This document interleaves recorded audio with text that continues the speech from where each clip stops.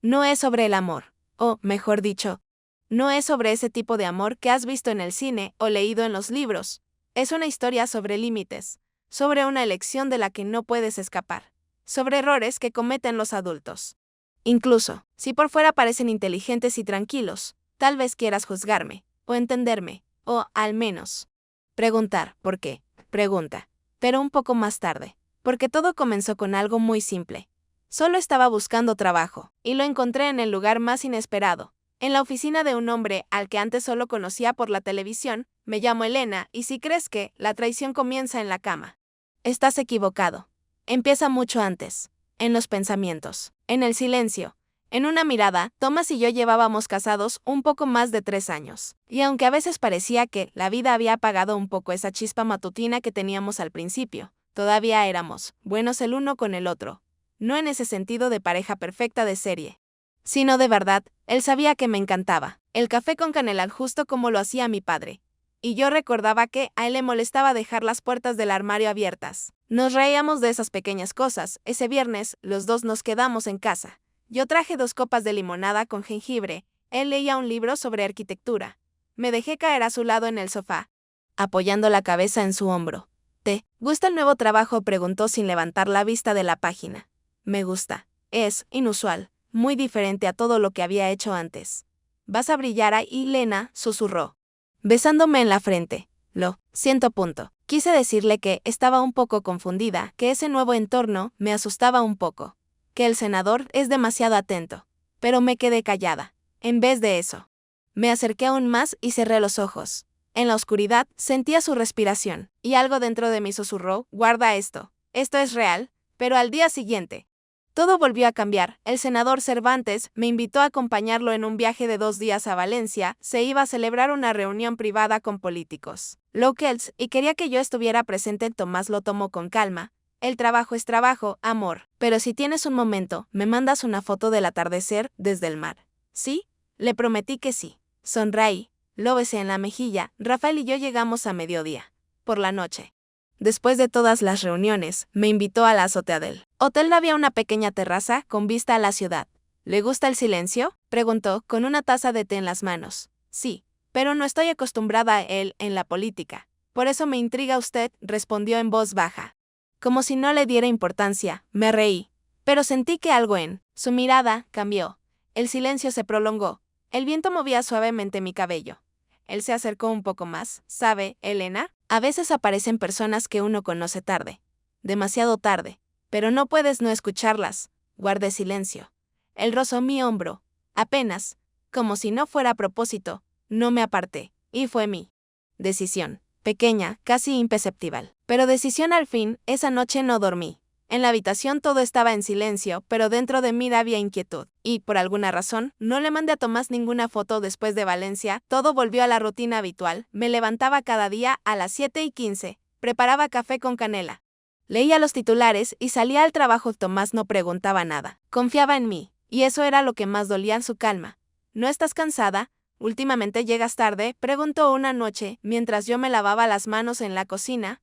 Mucho trabajo. El senador está preparando un discurso para Bruselas. Respondí sin mirarlo. Bien, entonces te haré un té con lavanda, dijo, y salió de la habitación. En esos pocos minutos que me quedé sola, lloré por primera vez en mucho tiempo, silenciosamente. Sin un solo sonido, Tomás colocó la taza sobre la mesa y se sentó frente a mí. Guardamos silencio, los dos. Pero esa vez el silencio ya no era cálido, era incómodo, raspaba por dentro. Él puso su mano sobre la mía. Sé que algo no va bien. Pero mientras no estés lista, no voy a presionarte, asentí. Y otra vez, no dije nada. Esa noche, él durmió profundamente, como siempre, y yo me quedé despierta, mirando al techo, con una frase repitiéndose en mi cabeza. A algunas personas las conoces demasiado tarde. Yo todavía no había hecho nada, pero mis pensamientos ya eran una traición. Esta vez, la reunión fue en su despacho privado, después de la jornada laboral. Los demás ya se habían ido.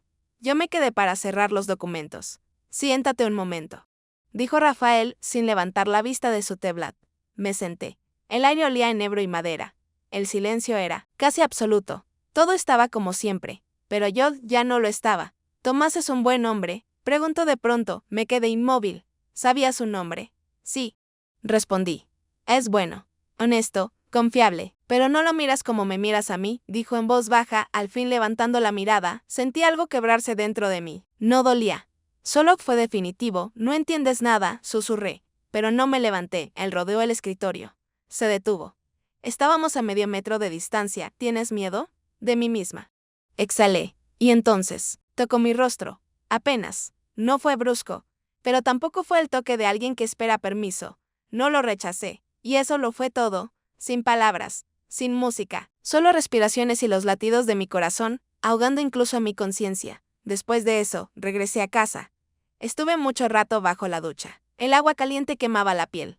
Pero no lavaba lo que ya había pasado. Tomás dormía. Y yo, sentada junto a la cama, vestida, empapada, con el teléfono en la mano sin saber a quién quería escribirle. Después de aquella noche, algo en mí cambió. No se notaba al principio, aún podía reír. Preparar café, besar a Tomás, en la mejilla antes de salir. Pero por dentro, algo humeaba. Y ese humo no se escondía. Rafael escribía de forma escueta, sin ternura, sin rodeos. Mañana, las 21. Mi casa, entrada por el garaje. Nunca volvimos a hablar de lo que pasó. Simplemente, lo seguimos. Era como una adicción. Su silencio desafiante, duro. Afilado me excitaba más que cualquier palabra. No pedía nada. Y eso me volvía loca. Y en casa, Tomás empezó a notar algo. Su mirada se volvió más atenta. Intentaba hacer bromas. Pero su risa no tenía sonido. Me compró flores sin razón. Y supe, no era romanticismo. Era un escudo. Una noche, se acercó a mí en la cocina, puso las manos en mis hombros y dijo suavemente, Lena, no quiero preguntar. Porque temo la respuesta. Pero, ¿aún estás aquí? No respondí. No tenía respuesta. Esa misma noche, volví a estar con Rafael. Abrió la puerta sin decir palabra, me tomó de la mano. Todo fue rápido, en silencio, sin besos. Y cuando terminamos, volvió a su portátil, como si yo no estuviera allí. Y en ese momento lo entendí, no me aman, me usan, pero yo me quedo. Por voluntad propia. Sabía que Tomás lo había entendido todo. No por mensajes descubiertos no dejé ninguno. Ni por olores. Ni por huellas ajenas. Él lo sintió. Cuando llegué esa noche a casa, estaba sentado, en el suelo del taller, sosteniendo en las manos una pequeña maqueta de madera de una casa. ¿Es la nuestra? Pregunté en voz baja. Me miró. Largo. Sin ira. Pero esa mirada fue peor que cualquier grito. Es lo que construía, en mi cabeza. Y tú vivías en otro lugar. Me senté a su lado. No dije nada. Estaba cansada de medias verdades. Me extendió un sobre. Son los papeles. El divorcio. No haré un drama. Quiero que sigas siendo tú. Si es que aún puedes. Su me cerró la garganta. Quise gritar, no. Esto no era lo que quería. Fue un error. Pero no dije nada. Esa noche dormí en el sofá. O, mejor dicho, no dormí. En mi cabeza solo resonaba una frase de Rafael. Hay personas que uno conoce demasiado tarde, pero hay algo peor, conocerlas y perderte a ti misma. Al día siguiente renuncié al trabajo. Sin escena, sin explicaciones. Rafael ni siquiera se sorprendió. No vas a soportar este mundo. Elena, eres demasiado auténtica, dijo, y entendí que no era un cumplido. Era una sentencia. Nuevo hogar. Había pasado un año. Vivía en un pequeño apartamento sobre una librería. Trabajaba como editora en una revista digital. Escribía artículos que nadie guardaba en favoritos. Y eso era justo. No huía de estaba aprendiendo a quedarme quieta. De Rafael no volví a saber nada. Ni lo deseaba. Tomás parecía haber desaparecido de mi mundo. No escribí. No llamé. No tenía derecho. Un día, caminando por la parte antigua de la ciudad, vi un cartel, Casa Luz, fachada blanca. Ventanas con marcos de madera. Un jardín de lavanda frente a la entrada. Me detuve. Su espalda regaba las flores. Se giró lentamente. Me vio. No se sorprendió. No se alegró.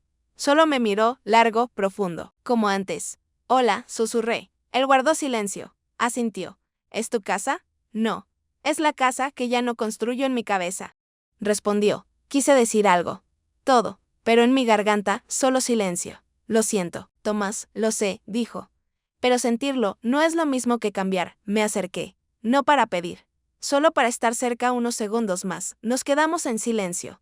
Y de pronto sentí el corazón doler. Porque aún vivía. ¿Algún día me perdonarás? Pregunté. Ya te perdoné. Pero ya no soy tu orilla, Elena.